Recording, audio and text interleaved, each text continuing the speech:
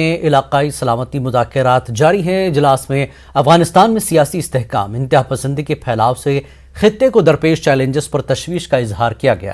اجلاس میں شریک وکٹر مخدوموف کا کہنا ہے کہ افغانستان میں قیام امن کے لیے مشترکہ کوششوں سے حل تلاش کرنا ضروری ہے۔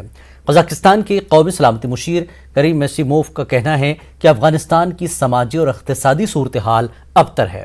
انسانی بحران کا سامنا افغانستان کو ہے، اس لیے اسے مدد فراہم کرنا ضروری ہے۔ ایران کے قومی سلامتی مشیر علی شمخانی کا کہنا ہے کہ افغانستان میں مائیگریشن اور ریفیوجیز کا بحران ہے۔